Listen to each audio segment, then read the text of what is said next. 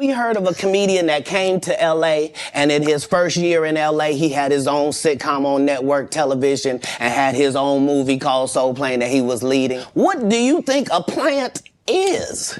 And I hate to seem like a petty individual for picking apart lies. Like, it's important in the checks and balances of the universe that liars not get to make complete narratives for themselves. They have all the assets and resources and we don't. But let us get on the line, boy, and see if that factors in. I guarantee you it won't. Wow. Behind my back, I'm nothing. I'm just a regular old comedian that's bitter and jealous. But in my face, no. The saddest thing ever. Because imagine being in your genre, in your sub-niche, whatever it is. Imagine being in your lane. Imagine being one of the very top of your lane. That to the point where if they don't take you for the role, there's not 3 black actresses that they can say are bigger than you that we're gonna give this to. Imagine you being at that point and have to humble yourself and say, they're not paying me, y'all. And they not making my pay go up because I'm doing better or nothing. It don't matter to them that I'm famous and people know me or nothing. They want to pay me exactly what they paying the new girl. And I've been suffering under it for a decade now and just taking it. I just been getting whooped. But I just gotta come say, this is wrong. We should be ashamed. But this is a country where we don't pay the teachers and then we say the kids is the most important thing. You can't have both of them. If you do that, we're going to end up with a generation that can't read. Guess what? Generation Z and A can't read. Why? Because who was giving them a book? We gave them an iPad or a phone. And now the letters don't mean there's no cursive writing. Right. Sorry about that. So yeah, this is what period of time it's in. It's the period where the victims get to say, they've been hurting me for a long time. And I just ain't said nothing because I was trying to be strong and I didn't want to shame anybody. When our people call out for help, we got to understand. You know what I mean? Like we put too much pressure on Tyler Perry. Mm-hmm. You know what I mean? He ain't put nobody on. The people that been in his productions, they not famous. All of them can walk through the mall without security. Be what you gonna be, but put your people on. If you a gay person and you in there, put some other gay people on. Put somebody on. Or don't be wondering why people keep saying gatekeepers. Because clearly, y'all are keeping these gates. Now, I did respect the fact that Katt put the knives and the guns away to take a serious note about what Taraji P. Henson had to say about the industry and Hollywood and being underpaid and overworked. And he felt like everybody else. She a deserving woman, black woman in the industry that's getting pimped out too. So I appreciate Katt for slowing it down just a minute and take a more somber note on some real shit. But let's get back to it. Martin tried to put me in my first dress. When he had to go on his hiatus, he tell me, Katt, when I come back, I need you. You my young partner. You my brother in comedy. When I come back, just promise me that my next movie, it'll be me and you. We gonna do it together. We gonna do some buddy cop shit. I said, Martin, you got my motherfucking word, my nigga. Go do what you gotta do. When you come back, I'm in your movie. Don't trip. I don't need to see the script or nothing. You know, we get in that office and this fool pull out Big Mama's House 2. I almost died. And I gotta read this script from all these good white people. Where this nigga want me to get in a dress with him. And I'm literally saying to everybody, why is he in a dress again? You already played the old lady as an FBI agent. We can play anything now. We can be playing a dog catcher this time. Why do we need to be in a dress? And I get so mad, I say, you don't want me. You want Brandon T. Jackson. And that's who they went and got. Twice I said it, they went and got him. Just like I'm telling you, I had that other dude's work. I had all of it. All I did was say, I want to punch it up so it's not offensive to real niggas. And that's how I got in this position. I sure hope I have Club Shay Shay after this air. It's gonna be in a dimension it's never been. Yeah, it's gonna be. The greatest thing floating in I might be out of 2024. Mark business. the words. No way. In a whole different realm of business. Oprah coming next. Once I establish this as a place of truth. Yeah. Oh yeah. Watch.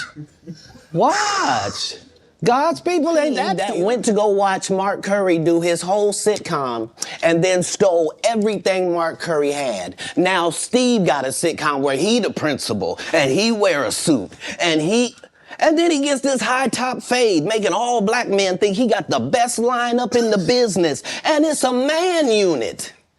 Then you ask it, why you not a movie star? I didn't want to be a movie star. This the same Negro that hated on Bernie with this same thing. I didn't want to be a movie star. No, you couldn't be a movie star. There are 30,000 new scripts in Hollywood every year. Not one of them asks for a country bumpkin black dude that can't talk good, Oba-Kaby, and look like Mr. Potato Head. There ain't none. You would have to have range. I played a lot of characters, 60 movie roles. I'm not playing Katt Williams in there. I don't know, Katt. We might not let you drink anymore the way I mean, we ain't even got. I'm not fueled by alcohol.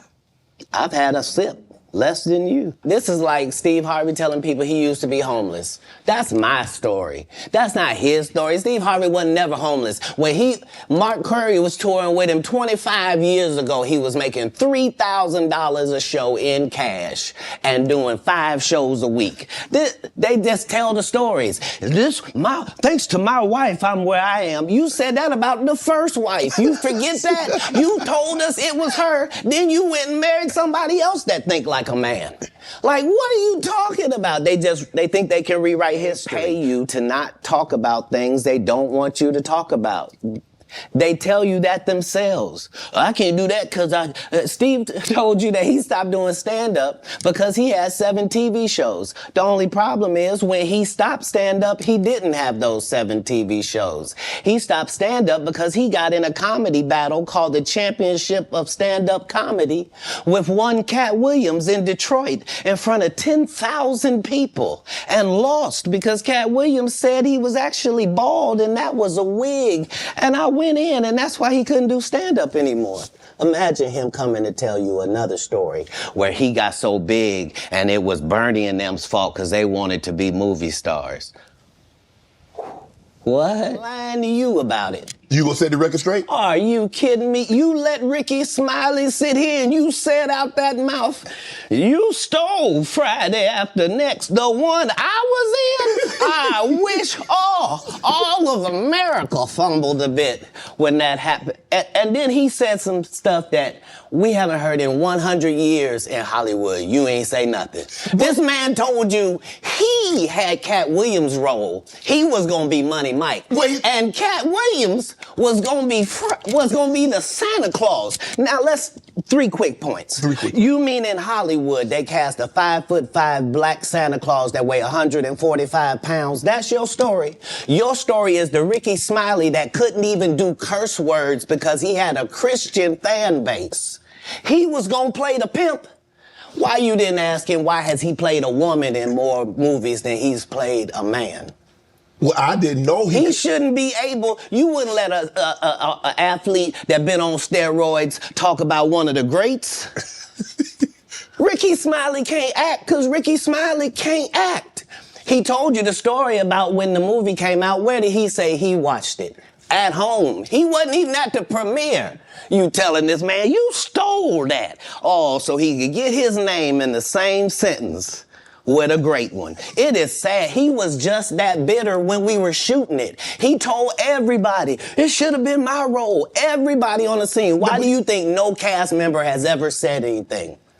He couldn't have played that role like you. I thought he was... Sir, no one... Why no... He was with KD? He beat up Terry Crews? Why nobody know this story? You talking about in Hollywood, they switched off roles. You take this and he... What? So Ricky Smiley knows this. It's because, well, why would he lie? I don't know why liars lie. But I can tell you this. We auditioned in Los Angeles. Yes. I was audition number 201. 200 black comedians auditioned for the role of Money Mike with me. You're saying all 201 of us was auditioning and you had already had the role and had already shot the role in 4 days? The truth of the matter is, the Money Mike in the original script got raped in the bathroom, and that's what Ricky Smiley was okay with. Katt Williams had to take the risk in front of the studios and the cast and our powers that be in his very first movie and say respectfully, humbly, guys, if we're talking about anything else, I have no credibility and I have no pull. But we're talking about comedy, right, where I have all the credibility and all the pull. The problem with Friday After Next is we're trying to make a classic comedy. And this comedy involves a rape. And rape is never funny, no matter who it happens to or what the circumstances are. If you would allow me to allow us to do this movie without a black man getting raped in it, I promise you that it will be twice as funny as it would be with him getting raped. So considering that's the real story, why would you bring up that story? 35 members of the cast and crew have never brought up that Ricky Smiley was gonna play Money Mike. No one ever saw me put on a Santa Claus suit. We got a wardrobe department. They made a Santa Claus suit for me. Why that wasn't in the bloopers? Why? And here's the other thing. Everything that Money Mike said, Katt Williams wrote. So what Ricky Smiley say on his? You can't say my lines, I wrote them. That's how I already know that I'm gonna be funnier than you. What he told everybody was, Katt Williams, and don't nobody know who he is. I'm on the radio. I'm with Steve and Said. Everybody know me. That's what he told everybody that would listen to on the set. That's the truth of the matter. He was so egregious, not now, then. He was so egregious that, and Hollywood has never heard this in 100 years. He was so egregious, I put in my contract that I won't work with Ricky Smiley again unless he's in a dress. Now, what was Ricky Smiley's next movie? Was it First Sunday? Did he wear a dress in it? You bet he did. It's in my contract. With that, when I went out there, let's just go back. In 2000, I was the host of BET Comic View and in the season 2004. I also worked on this show called Live from LA. That was my first job with BET, and that's where I met Ice Cube, if I'm not mistaken. And Ice Cube was like, man, hey, man, I like your work. I want to do some stuff with you. I want to put you in some movies. And Ice Cube started putting me in movies, which really helped my career. I was in All About the Benjamins, of course, when they changed the ending of it, that part didn't make any sense. But then he put me in Friday After Next. And just for clarification, I went out to audition for Friday After Next as Money Mike, not the Santa Claus. And that is the honest God truth. I had no reason to go on there and to go on Shannon Sharp's show and lie about any of that. That's what I auditioned for, was Money Mike. And I guess the producers, Cube and everybody saw something different. And I think that Money Mike character, Special K, was going to come off as kind of like just a guy who was hanging around in the strip mall who was just kind of being annoying and almost like a crackhead type of character that was right. Just, so I guess when Katt Williams did it, they added the whole pimp twist to that character, which was actually a better decision and made it funnier. Because ain't no way in the hell I could have executed that role like that, and I'm glad that they made that decision and they put me in a Santa Claus role, which was actually perfect. So when I got back to LA, they said, hey, your role has changed. You're going to be the Santa Claus, and here's the Santa Claus suit. Put it on, and here's your lines. Sat in the trailer, went over the lines, went over my stuff with Cube, and the rest is history.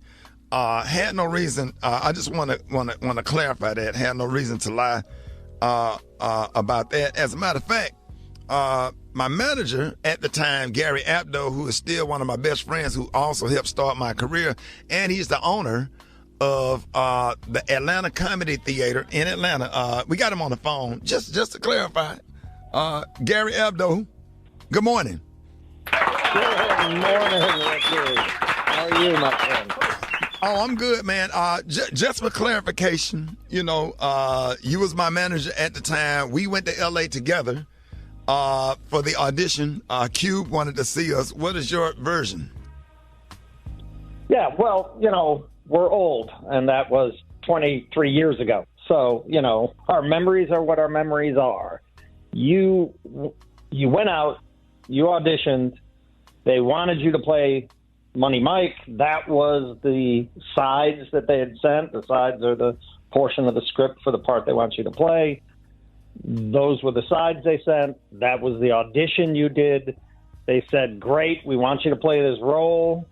My recollection is you had to go back and read for the execs from the studio one final time. And the night before that, we got different sides, and they said, no, we want you to play this role. And we didn't understand it. We really were under the impression, well, you had the role as Money Mike, but then all of a sudden they switched it up. Now we understand why. Katt came in, blew them away. He's an incredible performer. That was probably one of the most iconic breakout parts in movie history. I mean, that Absolutely. was literally Katt. That was literally Katt's first movie. Friday was not Chris Tucker's first movie. Next Friday was not Mike Epps' first movie. For that to have been Katt Williams' first movie, and he exploded. I mean, that literally made him an iconic touring comedian, one of the biggest to do it in this generation. And, the rest, as they say, was history. But, yeah. Man, look. These folk got to leave Katt alone, bro. Just don't say nothing, bro. When that man come out and do his thing and speak his piece, bro, just don't say nothing, bro. And I'm biased as hell, too, because I fuck with Katt. I really don't think it's that many people out there really that's funnier than Katt. So let me get that out the way. But aside from that point, bro, the man be going in, bro. And the way that they tiptoe around their explanations for the shit that he be saying, or they be trying to slick say he be lying, but not really be saying he be lying, and they be trying to change up this and that about their story versus his story. Like, bro. And it can't be, and then he make it funny, bro, because he add joke like the nigga, like the man a legend, bro. Fall back, bro. Just let Katt say what he gonna say, bro. And y'all folk, y'all making money, y'all rich as hell, y'all got all these things going on, bro. Don't respond. But real motherfuckers that fuck with Katt, we gonna tap in. We want to hear what the hell he got to say, because we believe the shit he be saying. Y'all folk be lying like a motherfucker. We know y'all be lying. Y'all be on some old my life perfect shit. I'm getting all this money. What you had to do to get that money, though? What you still doing to keep getting it? Katt for us, by us, baby. Katt ain't never sold out. Katt still got down running around doing shows, selling out arenas, and doing his thing. He do comedy. He do movies too, but Katt, you can tell Katt love the game. It come out in the comedy specials. Some of these folks done had comedy specials and shit, but they don't really still do it at a high level. That's my own personal opinion. I don't think them folk really. Some of them folk shows and comedy specials, when they first started, them shit probably be funny. These folk got down there, got the Hollywood, and did 50 little movies, and now they be coming out trying to dip their toe back in the comedy game. This shit really don't be funny like that for real. I can name some folks, but y'all know who you talking about. He's supposed to be singing, dancing, and telling jokes. That's why he's called the entertainer. Right. We found out he can't sing, can't dance, and doesn't write jokes. He did 4 comedy specials. They're so bad, Shannon, they're not available on Netflix or Tubi. Can I say that again for the audience? They're so bad that they're not available on Netflix or Tubi. You don't think Sam's a good comedian? The world doesn't think that, sir. I have 12 comedy specials. He has 4 specials that are not available on Netflix or Tubi. It seems to me, Katt, that you had a lot to get off your chest. No. You wanted to set the record straight. Winners are not allowed to allow losers to rewrite history. I don't say any of these things if my name is not breached by these people on your platform. If you give a liar a platform to lie, then I'm not being messy by saying, hold on, that never happened, it's untrue, and there are hundreds of witnesses for each thing I'm saying.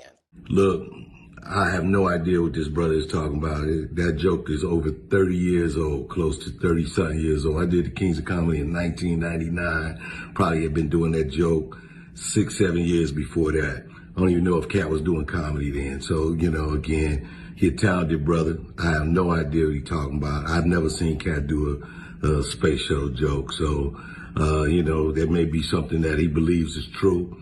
I've written a lot of jokes. I've had a lot of comedians steal my jokes as well. So I understand if you feel, you know, slighted by that, but that's my joke. That's my joke, dog. Driving space shuttle to the moon, cigarette, cutie pie rocking in the background, parallel parking the space shuttle. It's my joke, though. So that's what I believe. They got a gang on that side. They know what it is. They know who the gang is. Why Earthquake not in movies? 'Cause he's illiterate. He can't read. And they found that out when they gave him a show and put the cards in front of him. Like, all of these dudes are co-entwined and they share secrets. And this is the age of truth. And the truth doesn't need to be scared of the fact that people tell lies. Katt's on drugs. Where are the stories? Why is there no story of anybody who ever sold a drug to me, did a drug with me, was around me when I was inebriated? I got 5 daughters. I got 5 sons. Why would we tell these ridiculous stories? Because it's competition. Now, I've had to turn down $50 million 4 times. 4 times. Just to protect my integrity and that virgin hole I was telling you about. Right. Because P. Diddy be wanting the body. And you gotta tell him no. You got to tell him no. I did. I did. See, I got the receipts for everything I'm telling you. That's why I can say them so freely. The only thing I'm trying to figure out is these folk be trying to sue everybody who say something that they don't like. Katt been saying all of this shit. He been saying it. And he keeps saying it. And they put out their little statements and, you know, they put out their little rebuttals and, you know, but they don't none of them try to threaten legal action. And like Katt just said, he got the receipts. He been a part of all of the stories that he talk about. So folk really can't say he lying for real. You can argue your truth against his truth. But in terms of legal action, how you gonna try to take somebody, how you gonna try to sue somebody for speaking their truth about some shit that they was involved in or that they was a part of and your ass a part of it too, but you just don't want your part of it to come out. Katt exposing all this shit. Y'all with this one, and this one. This what the hell really be going on for real, and them folk be lying to y'all. They don't fuck with me because I be telling it. I don't know, man. Y'all tell me what y'all think.